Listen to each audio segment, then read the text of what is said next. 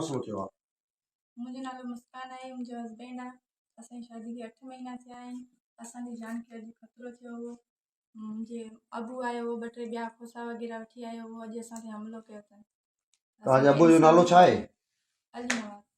किथां जा आहिनि कोई तिरवासी? नसीराबाद मां खोसा वठी आयो हो। अच्छा, ही जेके कागज़ तव्हां हथ में खणी वेठा हो, इहो कोर्ट में तव्हांजो निकाह थियल आहे या कंहिं हाई कोर्ट में पेश थिया हो? घणा महीना अॻु थियो आहे?